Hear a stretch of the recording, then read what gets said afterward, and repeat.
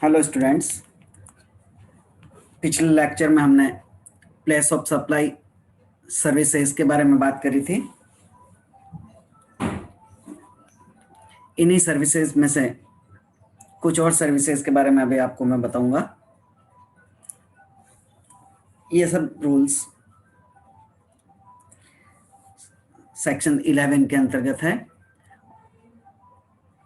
और उसके sub section के अंतर्गत अलग अलग सर्विसेज के बारे में जानकारी दी गई है। जनरल रूल जैसा मैंने आपको पहले बताया था कि यदि सर्विस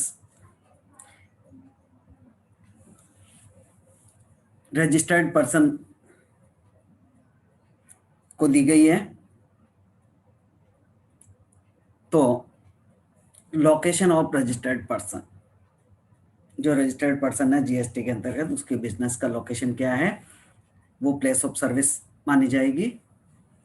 और यदि सर्विस किसी दूसरे व्यक्ति को दी है जो रजिस्टर्ड नहीं है तो सर्विस प्राप्त करने वाले का यदि एड्रेस सर्विस देने वाले के रिकॉर्ड में अवेलेबल है तो वो लोकेशन, जो एड्रेस उसके रिकॉर्ड में है, प्लेस ऑफ सप्लाई मानी जाएगी। और अगर लोकेशन का एड्रेस अवेलेबल नहीं है, सर्विस कौन प्राप्त कर रहा है उसका एड्रेस अवेलेबल नहीं है, तो फिर सप्लायर की location he place of supply मानी जाएगी। इसको आज मैंने वापस से आपको रिवाइज किया। अब हम लेते हैं एक special service, place of supply for mobile connection. आजकल ये बहुत पॉपुलर सर्विस है, आप सबको पता है, आपके पास सबके पास फ़ोन है, लैंडलाइन फ़ोन है, मोबाइल सर्विसेज हैं, सब तरह की कम्युनिकेशन की सर्विसेज अवेलेबल है। तो हम आज बात करते हैं कि यदि आपका मोबाइल कनेक्शन पोस्ट पेड है, पोस्ट पेड मीन्स ऐसा कनेक्शन जिसका बिल का पेमेंट एक निश्चित अवधि के बाद बिल जनरेट किया जाएगा और आपने जितना उस पीरियड में कंजम्पशन किया है उस कंजम्पशन का बिल आपको भेजा जाएगा और उस बिल जो आपको भेजा जाएगा उसके अनुसार आपको पेमेंट करना है। तो पोस्टपेड कनेक्शन के अंतर्गत आपका जो बिलिंग एड्रेस है, सर्विस प्राप्त करने वाले व्यक्ति का जो बिलिंग एड्रेस है वो एड्रेस आपका प्लेस ऑफ सप्लाई मानी जाएगी। मान लीजिए आप बीएसएनएल का कनेक्शन यूज करते हैं, पोस्टपेड कनेक्शन यूज करते हैं और उदयपुर के किसी सेक्टर में आपका बिलिंग एड्रेस दिया हुआ है जहां पर बिल आपका आता है, तो वो बिलिंग एड्रेस वाली जगह आपका प्लेस ऑफ सप्लाई मानी जाएगी। लेकिन यदि आप पोस्टपेड की बजाय प्रीपेड कनेक्शन यूज करते हैं, प्रीपेड कनेक्शन का मतलब एक निश्चित टाइम पीरियड से पहले आपको पेमेंट करना होगा और उसके बाद वो सर्विस आपको प्राप्त होगी। जैसे आप मोबाइल में हमेशा रिचार्ज कराते हैं एक टाइम पीरियड से पहले, फिर आगे की कुछ समय के लिए आपको वो सर्विस उपलब्ध होती है। तो ऐसी स्थिति में प्लेस ऑफ सर्विस क्या होगी, उसके नियम है the place where payment for such connection is received और such prepaid vouchers are sold. Mobile companies आपसे भुगतान प्राप्त करने के लिए दो तरह की सर्विस देते हैं। एक तो मोबाइल के वाउचर्स दे देती है, आप उस मोबाइल के वाउचर को खरीदते हो और उसको स्कैन करके उसका पेमेंट हो जाता है। और दूसरा, कंपनीज अपने निश्चित स्थान पर आपसे भुगतान प्राप्त कर लेती है। तो ऐसा स्थान जहां आपने भुगतान उस कंपनी को दिया है या जहां से आपने वो वाउचर्स खरीदे हैं, वो जगह आपकी प्लेस ऑफ सप्लाई मानी जाएगी। अब आजकल ये दोनों पेमेंट के तरीके कम काम में आते हैं, उसके बजाय ई पेमेंट का सिस्टम अधिक है। तो तीसरी स्थिति आपकी इसमें बताइए, if the recharge is done through internet या ई पेमेंट, अगर आपने इंटरनेट के थ्रू पेमेंट किया है, मीन्स ऑनलाइन पेमेंट किया है, किसी वॉलेट के माध्यम से किया, आपने इंटरनेट बैंकिंग के माध्यम से किया है, या यूपीआई के माध्यम से किया है, तो ऐसी स्थिति में प्लेस ऑफ सप्लाई क्या मानी जाएगी? उसमें ये कहा है, if the recharge is done through internet e payment, the location of the receptionist of service on record shall be the taken as a place of service।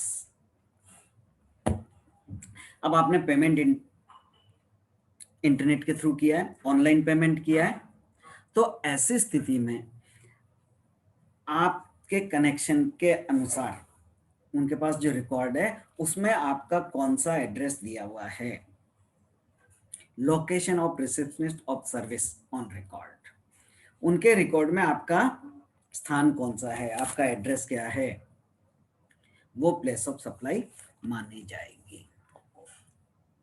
इसी तरह से आगे और लिखा है, for international suppliers the place of supply of this telecom services is the location of the receptionist of the service. International service अगर supply की जा रही है तो जो प्राप्त करता है रिसेप्शनिस्ट, उसकी क्या लोकेशन है, सर्विस प्राप्त करने वाले की जो लोकेशन है ऑन रिकॉर्ड, क्योंकि इंटरनेशनल सर्विस में रिकॉर्ड के बिना कोई सर्विस प्रोवाइड नहीं की जाती है, तो ऑन रिकॉर्ड जो एड्रेस है, जो स्थान है, वो आपकी प्लेस ऑफ सप्लाई मानी जाएगी।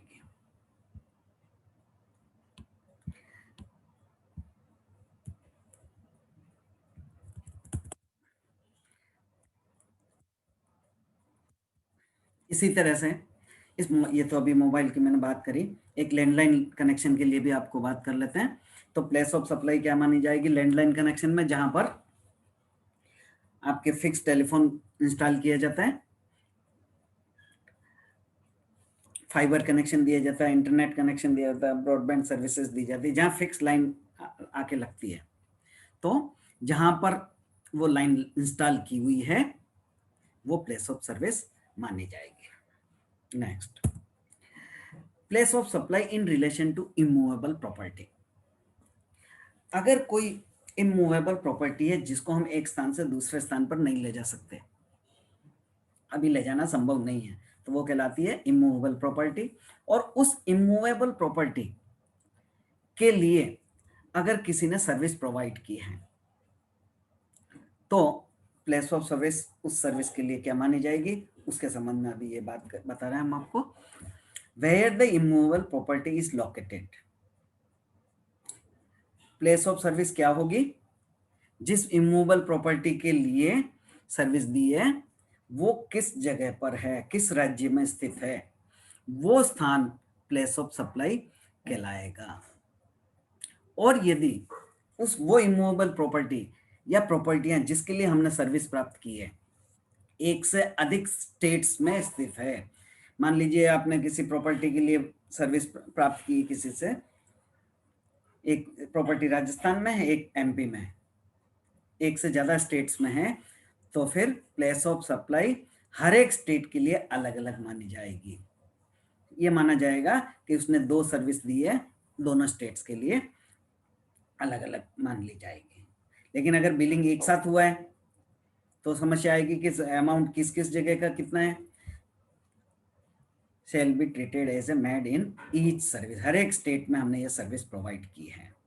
अब रेशियो क्या होगा उस सर्विस का? Proportion of value of services separately और कलेक्टिवली या डिटरमाइंड।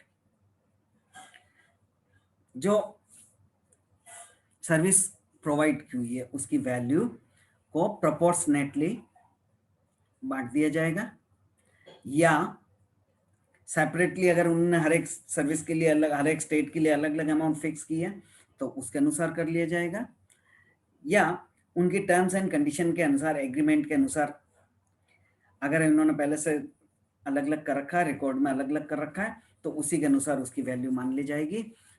इस स्टेट की इतने अमाउंट, इस स्टेट की इतने अमाउंट, इस स्टेट की अमाउंट, उसको रिकॉर्ड में लेके प्लेस ऑफ सप्लाई डिटरमाइन की जाएगी।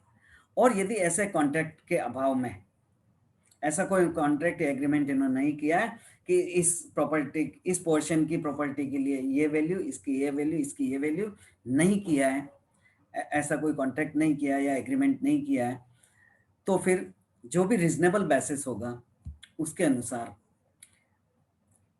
सर्विस की वैल्यू डिटरमाइन कर ली जाएगी।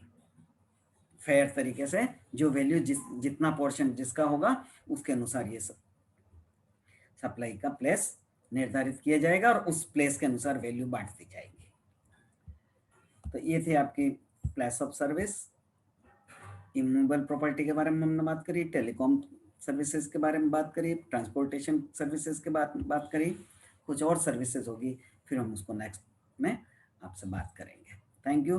अभी तक जो हमने डिफरेंट सर्विसेज गुड्स का प्लेस ऑफ सप्लाई निकालना बताया, टाइम ऑफ सप्लाई के बारे में बताया, नेक्स्ट में वैल्यू ऑफ सप्लाई कैसे डिटरमाइन की जाती है उसके बारे में बात करेंगे, लेकिन इससे पहले इन सबको आप रिवाइज कर लीजिए।